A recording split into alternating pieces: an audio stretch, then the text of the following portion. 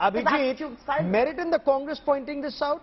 Or should the nation, as of now, looking at the disengagement that is happening, and China was against disengagement at PP15, should the nation adopt a wait-and-watch approach?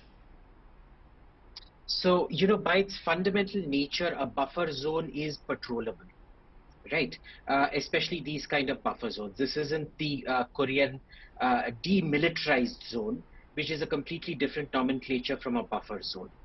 I can tell you something that we've seen both at Pangong, at Foxhole Point, and at Gogra Hot Springs, which is everywhere that Indian Army bases were.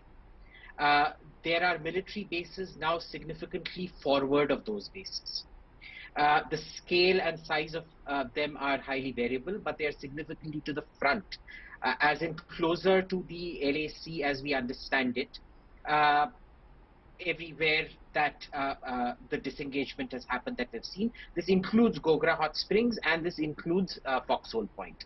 Before, for example, there was a ITBP base, a large ITBP base somewhere between 3 and 4, yes. fingers 3 and 4. Yes. Today there is a base right on finger 4 itself.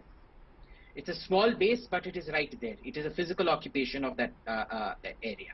Similarly, in Gogra Hot Springs, what we saw is where the valley from the north coming down south is, the Chinese had come through that valley and occupied that little Y area, where the river curves. Yes. Today, there is an Indian Army base out there, which is significantly north and significantly closer to that particular valley than it was before.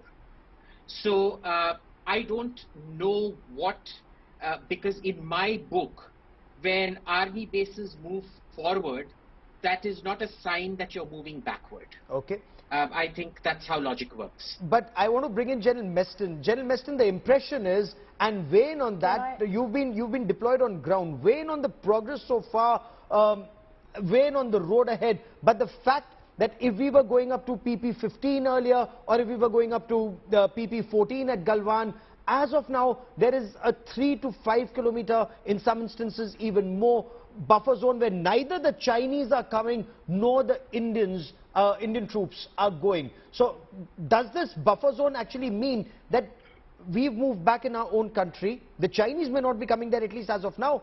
The troops may be deployed on either side, but we've created a no-clash zone. Gaurav, good evening.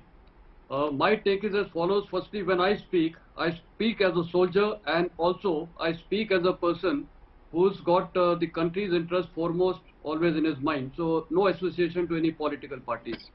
Now, firstly, the intent. Let's start with the end state. The end state for India and China is very clear. Both sides are looking for peace and tranquility on the border. Now, obviously, there have been perception differences on the line of actual control, and therefore both sides have different perceptions of claim lines, and therefore to dominate these areas we were sending patrols, and even the Chinese were sending patrols into so-called their perceived line of LAC. Now this is the bone of contention. How do we resolve it? Now you have rightly termed these as friction points. Now what happens in these friction points? Galwan is a live example. When two patrols, they come on a face-off, at times, at the lower level, sometimes dispute does arise, and a little error or something on any part of the soldier of either side can lead to a major issue, and the way it happened in Galwan. Okay. We were in our area of patrol. So perception has been varying on ground. Now coming on to this disengagement, these have been processes which have been drawn up very deliberately.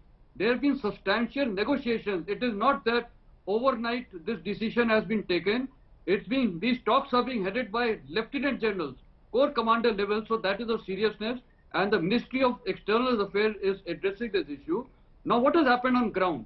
On ground, there has been the disengagement, and therefore the implication is, when there is a disengagement, the perception lines of the perceptions were varying, and therefore our patrol will not go to their area, their patrol will not come to our area. So therefore, mutually, it has been decided upon, agreed upon, no one has retreated. It is only to avoid a friction